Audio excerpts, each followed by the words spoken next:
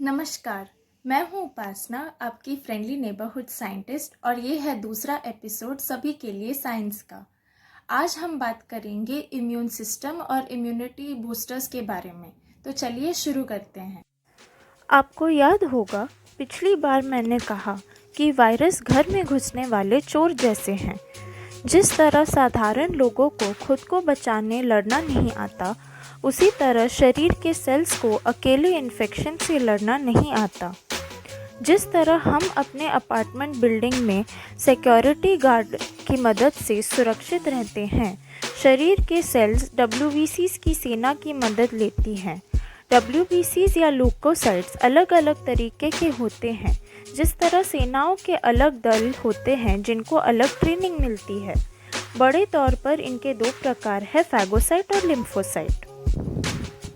जब वायरस शरीर में पहली बार घुसता है तब वो उस डाकू की तरह है जिसके एक हाथ में चलता बम हो और दूसरे हाथ में अनोखा पासकोड हो। फैगोसाइट्स इन्हीं डाकुओं की खोज में रगों में दौड़ते रहते हैं। इनका नाम फैगोस शब्द से लिया गया है, जिसका मतलब है खाना।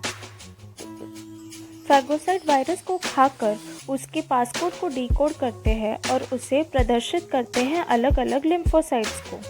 किलर टी सेल्स दूसरे सेल्स की जान बचाने के लिए बम को खाने वाले फैगोसाइट को मार देते हैं, और हेल्पर टी सेल्स उन्होंने जो पासकोड दिया वो बी सेल तक पहुंचाते हैं। बी सेल इस पासकोड की मदद से एंटीबॉडी नामक एक प्रोटीन बनाती हैं जो दूसरे बॉम्ब को बंद करने में मदद कर देता है। एंटीबॉडी सारे बॉम्ब को बंद कर देता है और फैगोसाइट इन्हें खा लेते हैं। तब तक वायरस को मारने के लिए शरीर में बुखार होता है और इन्फेक्शन से मरने वाले सेल अपनी सामग्री बाहर के टिश्यू में फैला देती है, जिससे सूजन होता है और दूसरे फैगोसाइट वहां आते हैं। इस तरह जैसे जैसे WBCs की मांग बढ़ती जाती है एंटीबॉडीज़ के लिए या फैगोसाइट्स के लिए, उतने ही मात्रा में हमारे बोन मैरो से वो बनने लगते हैं। मुझे उम्मीद है कि अब तक आप समझ गए हैं कि इम्यून सिस्टम का काम ये नहीं है कि हम बीमार ही ना पड़े, बल्कि ये है कि हम बीमार भी भले हो जाए लेकिन इस खतरे से हमारी जान न जाए।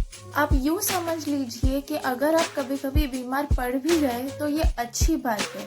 इसका ये मतलब है कि आपकी जो इम्यून सिस्टम है वो ठीक से काम कर रही है और आपकी शरीर को बचाने में लगी हुई है।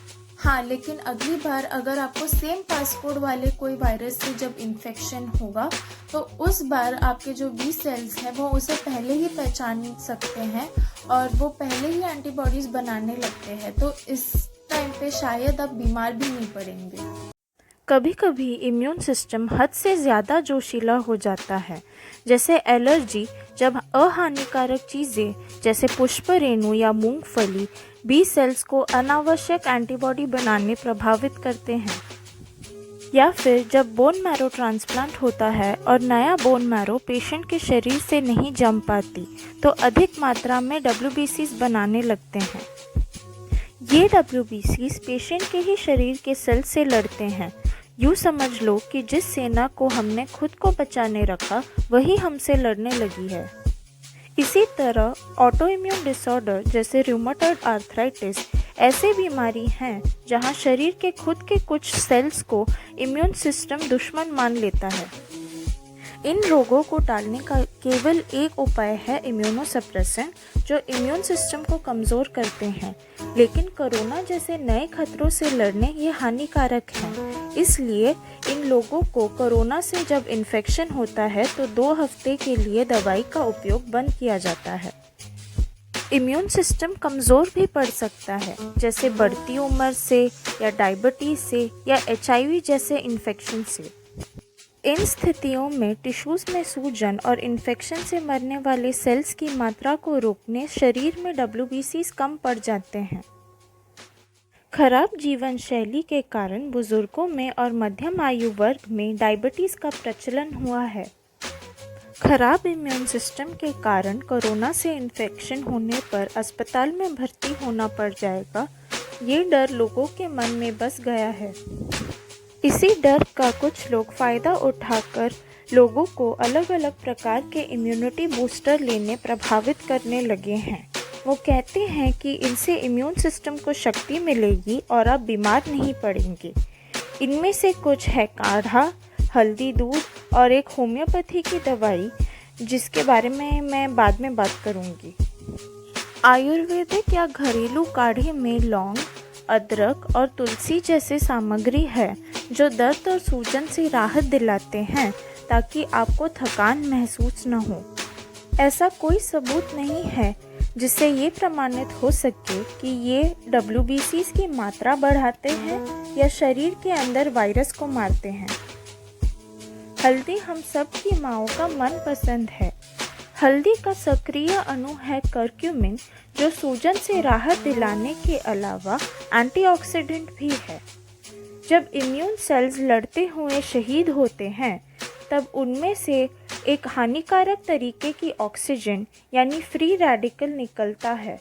एंटीऑक्सीडेंट इसी का नाश करते हैं।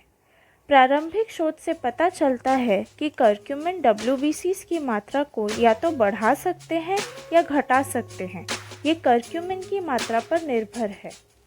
लेकिन कोरोना वायरस से इंसानों का पहली बार सामना हो रहा है, इसलिए मजबूत इम्यून सिस्टम होने पर भी बुखार या जुकाम जैसे बीमारी के लक्षण हो सकते हैं।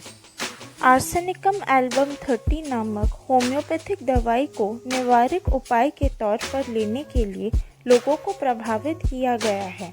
इस दावे को साबित करने वाला कोई सबूत नहीं है। सबसे अजीब केस है एसिम्प्टोमेटिक कैरियर्स की। इनके शरीर में वायरस तो पनपता है लेकिन वो बीमार नहीं पड़ती, और इस कारण क्या होता है कि हम एक दूसरे के साथ ध्यान रखना बंद करते हैं क्योंकि ना उन्हें पता चलता कि उन्हें इन्फेक्शन है और ना हमें, और इसीलिए बहुत ही रिस्की सिचुएशन हो जाता है। अगर आपको इंटरेस्ट है तो आप गूगल कर सकते हैं टाइफॉइड मैरी के बारे में, जो टाइफॉइड की एसिम्प्टोमेटिक कैरियर थी। आज के लिए बस इतना ही। मुझे उम्मीद है कि आपको बहुत कुछ सीखने मिला और बहुत मज़ा आया। और अगर आप चाहते हैं कि आप हल्दी दूध पिए या काढ़ा पिए तो ज़रूर पीजिए। उसमें बहुत सारे गुण हैं, लेकिन ये ज़रूर याद रखना कि आपको वो कोरोना से नहीं बचाने वाले। आपको कोरोना से अगर बचना है तो वही कुछ चीज़ें करनी है। आपको अपने हाथ बार बार धोने हैं दिन में, आपको मास्क पहनना है घर से निकलते वक्त, आपको सोशल डिस्टेंसिंग मेंटेन करना है। यही कुछ रूल्स हैं जो आपको फॉलो करने हैं, जो आपको बचा सकती हैं। Thank you.